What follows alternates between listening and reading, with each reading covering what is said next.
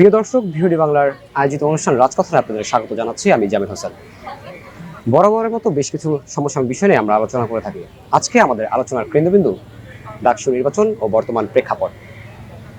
বিগত 6 বছর পর আবারও ডাকসু নির্বাচন হতে যাচ্ছে। জোরদার বেড়েছে ছাত্রদের। আজকের এই আলোচনায় আমাদের সাথে রয়েছেন ঢাকা বিশ্ববিদ্যালয়ের একজন শিক্ষার্থী ফাহমিদ আলম। সরাসরি চলে যাব তার কাছে। ভিওডি বাংলার রাজকথায় আপনাকে স্বাগত। কেমন আছেন? এই তো ভালো আছি। আমরা একটু জানতে চাচ্ছি যে আপনার পরিচয়টা যদি আমাদেরকে একটু দিয়ে দেন। আমার নাম ফাহমিদা আলম। আমি ঢাকা বিশ্ববিদ্যালয়ের অঙ্কন ও চিত্রায়ন বিভাগে পড়ছি। আমার সেশন 20-21। Thank you. আমরা পরবর্তী মূল প্রশ্নে চলে যাচ্ছি। বিগত লম্বা সময় পর কিন্তু ডাকসু নির্বাচন ক্যাম্পাসে অনুষ্ঠিত হতে যাচ্ছে। আসলে ডাকসু সম্পর্কে আপনার ব্যক্তিগত অভিজ্ঞতা ও উপলব্ধিটা কি? আমি ঢাকা বিশ্ববিদ্যালয়ে ভর্তি হই, মানে প্রথম বর্ষে ভর্তি হই 2022 সালে। তো এরপর থেকে আমি তো ডাকসু নির্বাচন দেখিনি, কারণ লাস্ট যে ডাকসুটা হয়েছে সেটা হয়েছিল 2019 সাল। তো 19 সালের পরে এই হচ্ছে 6 বছর পরে প্রথম ডাকসু 2025-এ। হ্যাঁ, ক্যাম্পাসকে নতুনভাবে দেখছি এবং গণতান্ত্রিক প্রক্রিয়ায় একটি নির্বাচন হতে যাচ্ছে, তো খুবই এনজয় করছি।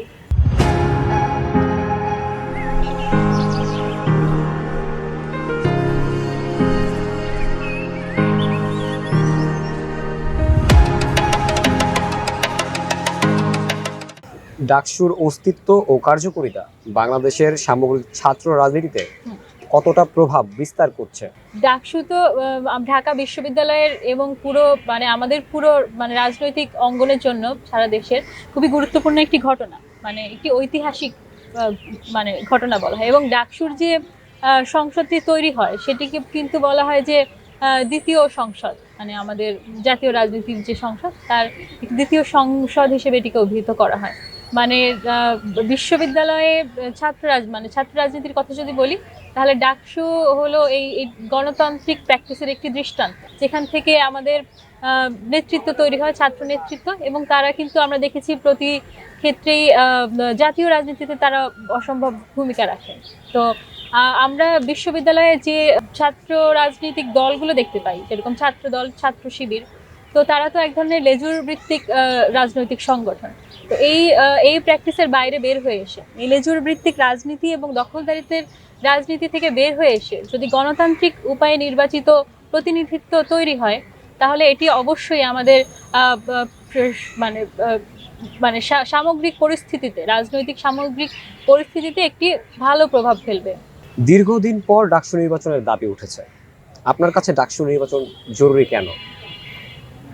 আবারও এই গণতান্ত্রিক প্র্যাকটিসের কথাই বলি। আমরা আমাদের দেশে যেই জিনিসের অভাব গণ অভ্যুত্থানের পর থেকে উপলব্ধি করছি, এবং এর আগে থেকে যোগ্য নেতৃত্বের অভাব।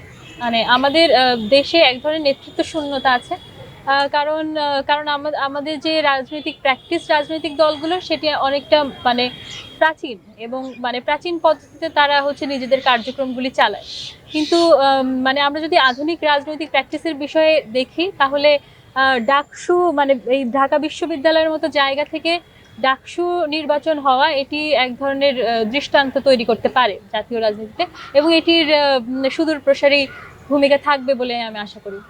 আগের ডাকসু নির্বাচন নিয়ে নানা অভিযোগ ছিল, সেগুলো থেকে শিক্ষা নিয়ে নতুন নির্বাচন হলে কোন ধরনের পরিবর্তন আসবে বলে মনে করছেন? আগের যে ডাকসু নির্বাচন ছিল সেখানে আমরা নিরপেক্ষতার বিষয়ে সন্দিহান যে সেই ডাকসুতে আসলে নিরপেক্ষতা, স্বচ্ছতার বিষয়টি ছিল কিনা, কারণ সেখানে একটি লেজুর ভিত্তিক রাজনৈতিক দলের আমরা প্রভাব দেখেছি, এবং আমরা কিন্তু আমরা ধারণা করছি যে সেটি নিরপেক্ষ এবং স্বচ্ছ একটি প্রক্রিয়া ছিল না। তো সেইখান থেকে যদি এই প্রশাসন, এখনকার প্রশাসন, ঢাকা বিশ্ববিদ্যালয়ের প্রশাসন শিক্ষা নেয়, তাহলে আমি বলবো যে তাদের উচিত হবে এই নির্বাচনটিকে সর্বোচ্চ নিরপেক্ষ, সর্বোচ্চ সুষ্ঠু এবং স্বচ্ছ একটি নির্বাচনের দিকে ধাবিত করা। তো এখান থেকে শিক্ষা নিলে এটি আমাদের বিশ্ববিদ্যালয়ের নেতৃত্ব তৈরিতে বেশ ভালো ভূমিকা রাখবে বলে আমি মনে করি। অনেকের মতে ডাকসু শুধু রাজনৈতিক দলগুলোর নিয়ন্ত্রণে আটকে যায়।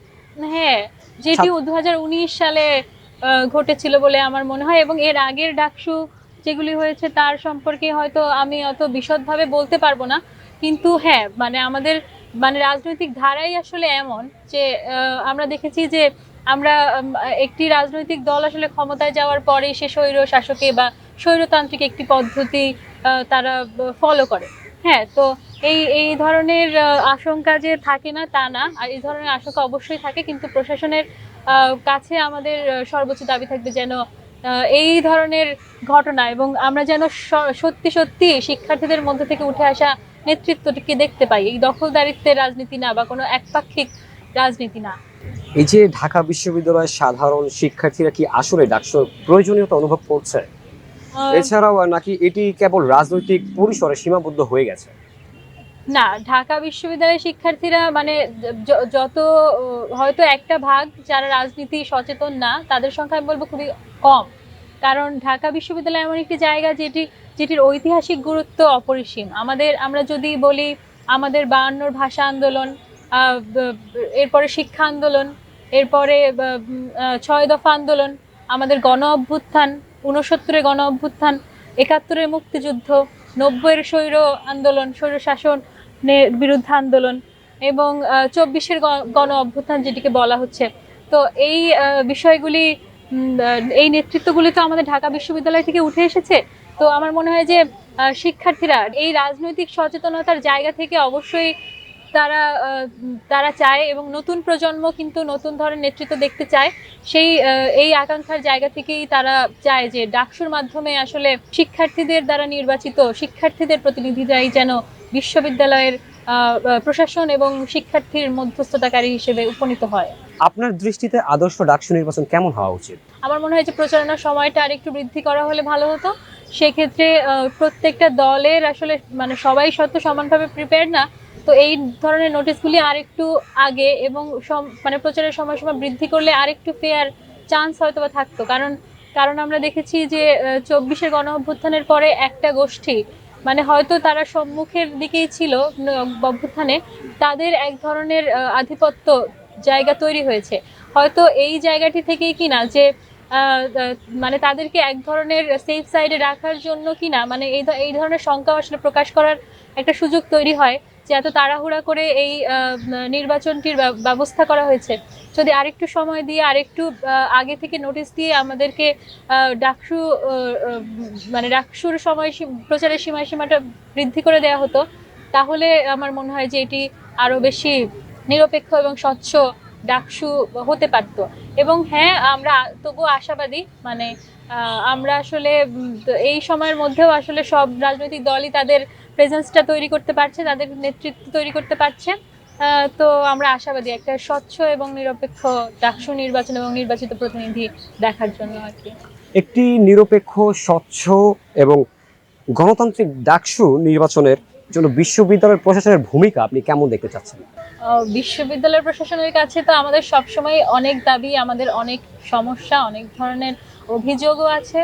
তো সেই জায়গা থেকে আমরা বলবো তাদেরকে সর্বোচ্চ নিরাপত্তা জোরদার করতে, যেন কোনো ধরনের মানে সবাই যেন লেভেল এক ধরনের সব দলের যেন এক ধরনের লেভেল প্লেইং ফিল্ড তৈরি হয়, সবাই যেন সমান জায়গা থেকে তাদের নেতৃত্ব মানে তাদের নেতৃত্বে, এবং যারা স্বতন্ত্র প্রার্থী হিসেবে আছেন তারাও যেন আসলে সমান ভাবে তাদের প্রচারণার কাজ এবং তাদের মানে তাদের প্রেজেন্সটা জানান দিতে পারেন। এছাড়াও আরো একটি বিষয় বলবো যে অনেক শিক্ষার্থী আসলে বিগত সময়ের জন্য বিভিন্ন মামলার কারণে এবং বিশ্ববিদ্যালয় প্রশাসনের অনেক অসহযোগিতার কারণে তারা বিশ্ববিদ্যালয় অ্যাটেন্ড করতে পারছেন না, এবং তারা কিন্তু ডাকসু নির্বাচনেও অংশগ্রহণ করতে পারছেন না। তো প্রশাসনের কাছে এই দাবিটাও থাকবে যেন তাদের তো কোনো আসলে ওই ধরনের ট্রায়াল হয়নি, তারা তো আসলে অপরাধী কিনা সেটাও মানে মীমাংসিত না। তো সেই মীমাংসার আগে থেকেই আমরা যদি তাদের শিক্ষার অধিকার থেকে বঞ্চিত করি, তাদের এই গণতান্ত্রিক অধিকার থেকে বঞ্চিত করি, সেটা আসলে খুব একটা ফেয়ার বিষয় হবে না। তো প্রশাসনের কাছে আমার এই দাবিটিও থাকবে, নিয়ম শৃঙ্খলা, নিরাপত্তা জোরদার করা এবং সবার সমান অংশগ্রহণের এবং সমান মানে ইকুয়ালি লেভেল প্লেইং ফিল্ডটা তৈরি করে দেওয়া সবার জন্য, সব মতাদর্শের মানুষ। ডাকসু যদি সত্যিকার অর্থে কার্যকর হয় তাহলে সাধারণ শিক্ষার্থীরা কি কি সুবিধা পেতে পারে? ডাকসুর প্রতিনিধি অবশ্যই শিক্ষার্থীরা তাদের জন্য তাদের প্রতিনিধি হওয়ার জন্য তাদের নেতৃত্ব দান করার জন্য যে ধরনের প্রতিনিধি দরকার তারা সেই ধরনের প্রতিনিধি নির্বাচন করবে এবং তাদের মাধ্যমে তারা আসলে আমার মনে হয় যে প্রত্যেকেই এই বিষয়টা বিবেচনা করবে যে কে কতখানি যোগ্য, মানে তাদের কাজগুলি করার জন্য প্রশাসনের সাথে নেগোসিয়েশন করার জন্য মানে কোন প্রার্থী কতখানি যোগ্য এবং মানে যে ধরনের আকাঙ্ক্ষা তারা রাখছে মানে প্রার্থীদের কাছ থেকে সেটি পূরণ হওয়ার পরেই আসলে তার যদি একটা ফেয়ার এবং মানে নিরপেক্ষ ইয়ে আমরা দেখতে পাই তাহলে এই বিষয়টি নিশ্চিত হয়। তো হ্যাঁ, শিক্ষার্থীদের আবাসন সমস্যা, শিক্ষার্থীদের খাদ্যের সমস্যা, শিক্ষার্থীদের পরিবহনের সমস্যা, শিক্ষার্থীদের নিরাপত্তার সমস্যা, এছাড়াও অসংখ্য সমস্যা আছে মানে একাডেমিক পরিবেশের যে ঘাটতি, একাডেমিক বান্ধব পরিবেশ তৈরি করার যে আকাঙ্ক্ষা, সেটি এই বিষয়গুলি নিয়ে যেই প্রার্থীরা কাজ করতে পারবে। এছাড়াও মানে আরো অনেক ডিটেইলড বিষয় আছে যে মানে আমাদের শিল্প সংস্কৃতি, শিক্ষা গবেষণা ইত্যাদি বিষয়েও আসলে যেই প্রার্থী তার দক্ষতার ছাপ রাখতে পারবে, মানে সেই বিষয়ে কাজ করতে পারবে, সেই প্রার্থীকেই হয়তো বা আমাদের শিক্ষার্থীরা নির্বাচিত করবে এবং তারা এই আশাটি রাখবে প্রত্যেক প্রার্থীর কাছে। বর্তমান সময়ে শিক্ষার্থীদের বড় সমস্যা কি এবং ডাকসু যদি নির্বাচিত হয় তাহলে সেই সমস্যাগুলো সমাধানে পদক্ষেপ নেওয়া কি সম্ভব? আচ্ছা, আমি ব্যক্তিগতভাবে যে অনেক সমস্যাই ফেস করেছি, তবে সব হয়তো এই মুহূর্তে আমি মনে করতে পারবো না, কিন্তু অন্যতম সমস্যা হচ্ছে আমার থাকার জায়গার সমস্যা। আমি নিজেকে একজন আর্টের শিক্ষার্থী হিসেবে, মানে আর্টিস্ট হিসেবে হয়তো এখনো দাবি করি না, কিন্তু আমি একজন শিক্ষানবিশ আর্টিস্ট হিসেবে দাবি করতে পারি যে আমার আসলে যথাযথ স্পেসটা আমার আবাসস্থলে ছিল না, যেখানে আমি আমার পেইন্টিংগুলি করতে পারবো। আমার ক্লাসের কাজের জন্য আমার অনেক বড় বড় কাজ করতে হয়, ক্যানভাসে কাজ করতে হয়, পেইন্ট করতে হয় এবং আরও অনেক ধরনের জিনিসপত্র আমাদের থাকে, মানে চারুকলা স্টুডেন্ট বলি, হ্যাঁ, এবং অন্যান্য ডিপার্টমেন্টেরও প্রচুর বই খাতা থাকে, প্রচুর স্টাডি ম্যাটেরিয়ালস থাকে, সেগুলি রাখার জন্য এবং মানুষের দৈনন্দিন জীবনযাপনের জন্য যে ধরনের জিনিসপত্রের দরকার হয়, তার ঘুমানোর জন্য যেই পরিমাণ স্পেসের দরকার হয়, সেটি আমরা আসলে আমাদের আবাসস্থলে পাই না। এবং একই সাথে যেটি বলতে হয় সেটি হচ্ছে আমাদের মানে আমাদের ভবনগুলি খুবই পুরনো, সেই ভবনের ফ্যাসিলিটিসগুলি খুবই পুরনো এবং এখানে যথাযথ পরিষ্কার পরিচ্ছন্নতার ব্যবস্থা করাটাও খুবই দরকারি, যেহেতু এখানে শিক্ষার্থীরা কিন্তু সবসময় থাকে, এটি তাদের আবাসস্থল, এটি তাদের বাসস্থান। সেখানে শিক্ষার্থীরা মানে অনেক ধরনের সংক্রমণের শিকারও কিন্তু হতে পারে, এই জায়গাটি আছে। আর নারী হিসেবে আমি ক্যাম্পাসের নিরাপত্তার বিষয়টি চাই যে আরো জোরদার হোক। ক্যাম্পাসে আসলে অনেক ধরনের মানুষ থাকে, ছিন্নমূল মানুষ থেকে শুরু করে আসলে হকার থাকে, এবং আমি বলবো যে অনেক ক্লিকবেট সাংবাদিকরাও থাকে। তারাও আসলে মাঝে মাঝে শিক্ষার্থীদেরকে বিভিন্ন প্রশ্ন করে, আসলে বিভিন্ন এজেন্ডা নিয়ে তারা আসলে আসেন এবং বিভিন্ন প্রশ্ন করে তাদেরকে হেনস্থার করেন। আর নারী শিক্ষার্থীদের নিরাপত্তার জন্য আমার মনে হয় যে আরো বেশি প্রশাসনের এটির দিকে দৃষ্টি দেওয়া উচিত, কারণ আমরা দিনে বলি রাতে বলি নারী শিক্ষার্থীরা বিশেষ করে খুব বেশি নিরাপদ না। এবং এই রিসেন্ট যে ঘটনাগুলি আমরা দেখেছি যে ইফটিজারদের, নারী নিপীড়নকারীদের, সেই জায়গাটি থেকে আমি নারী হিসেবে খুব বেশি সেফ এই ক্যাম্পাসে ফিল করি না। এবং আমার মনে হয় যে আরো অনেক নারী তারা আসলে নিজেদের ফুল পোটেনশিয়ালে আসলে যেতে পারছে না, তারা আসলে বাইরে বের হতে ভয় পাচ্ছে বা নিজেকে এক্সপ্রেস করতে ভয় পাচ্ছে। একটা শিক্ষা প্রতিষ্ঠান তো মানে ফ্রি এক্সপ্রেশনের জায়গা হওয়া উচিত, কিন্তু আমার মনে হয় নারী শিক্ষার্থীরা এই জায়গাটা থেকে পিছিয়ে পড়ছে। এবং নারী শিক্ষার্থীদের বিষয়ে আরও কিছু কথা যদি বলি, এখানে তাদের যথাযথ খেলাধুলা, সাংস্কৃতিক অ্যাক্টিভিটিস ইত্যাদির অভাব রয়েছে।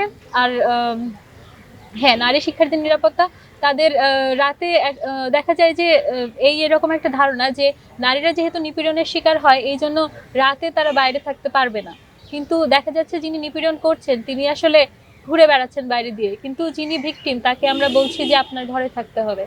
তো এই বিষয়গুলি আমরা বলবো যে নারীদের হলের যে সময়সীমা আছে সেটি নিয়ে আরেকটু ভেবে দেখতে, যে আমরা আসলে ভিকটিমকে আরো বেশি ভিকটিমাইজ করব, ব্লেমিং করব, বা তার উপরেই আমরা দায়টা চাপাবো, নাকি আমরা আসলে ক্রিমিনালকে, যিনি নিপীড়ন করছেন, আমরা তাকে দোষারোপ করব এবং এক ধরনের মানে শাস্তির আওতায় আনার জন্য প্রস্তুত থাকবো প্রশাসনের ক্ষেত্রে।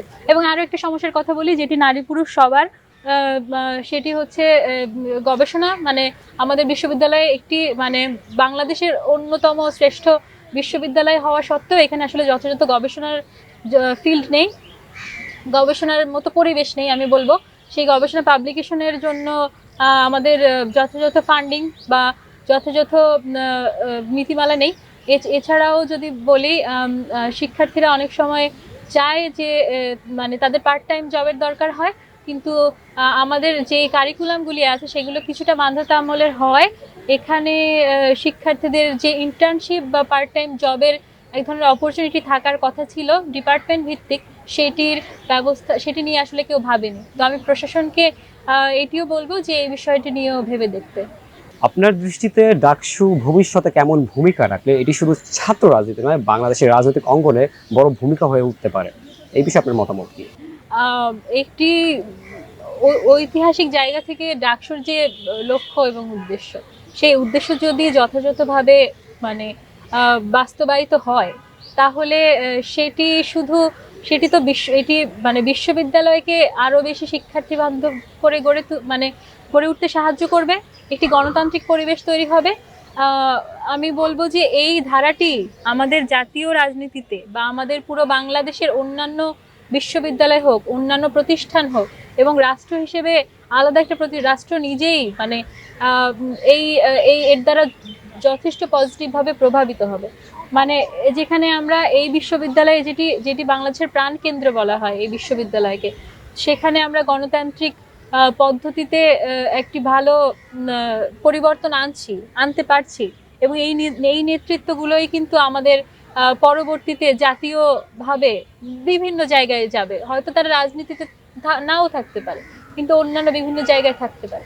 তো এই নেতৃত্বের গুণ এবং এই পজিটিভ পরিবর্তন সেটি সবখানে ছড়িয়ে পড়বে বলেই মানে আমরা আশা করি। শেষ করতে চাচ্ছি একটি প্রশ্ন দিয়ে, আগামীর বাংলাদেশ আপনি কেমন দেখতে চাচ্ছেন, বা আগামীর বাংলাদেশ নিয়ে আপনার স্বপ্ন কি? আগামীর বাংলাদেশ, আমি যেহেতু নিজে রাজনীতির পথে বা ছাত্র রাজনীতি দিয়ে হয়তো আমার শুরু হলো, বা আমি নিজের কথা প্রকাশ করছি এই ছাত্র রাজনীতির প্ল্যাটফর্মে এসে, আমি কি দেখতে চাচ্ছি, আমার কাছে মনে হয় আমি সবার একটা শেয়ার্ড ভিশনই আমি নিজেও সেটা ধারণ করছি। বাংলাদেশ নিয়ে সবার যে স্বপ্ন, সবার যে আকাঙ্ক্ষা, হ্যাঁ, এর আধুনিকায়ন, এর মানুষের সবার আগে তো অবকাঠামোগত আধুনিকায়ন না, এর এর এর আগে আসে আসলে আমাদের মানসিকতার পরিবর্তন, আমাদের শিক্ষা সংস্কৃতির উন্নয়ন। কিন্তু আমি আসলে দেখতে চাই বলে বসে নেই, বা বসে থাকতে আমি পারছি না। মানে আমি হয়তো ওই বাংলাদেশটি গড়তে চাচ্ছি, যেটা সবার স্বপ্নের বাংলাদেশ, সবার আকাঙ্ক্ষার বাংলাদেশ। সেই বাংলাদেশ গড়ার জন্য মানে আমি কাজ করতে চাই। আজকে আমাদেরকে সময় দেওয়ার জন্য ভিডিও বাংলার পক্ষ থেকে আপনাকে অসংখ্য ধন্যবাদ। আপনাকে অসংখ্য আপনাদেরকেও ধন্যবাদ এতক্ষণ সময় নিয়ে আমাদের অনুষ্ঠানটি দেখার জন্য। আশা করি দেখা হবে নতুন কোনো পর্বে, নতুন কোনো অতিথির সাথে, নতুন কোনো আলোচনা নিয়ে। সেই পর্যন্ত সবাই সুস্থ থাকুন, ভালো থাকুন, ভিডিও বাংলার সঙ্গেই থাকুন।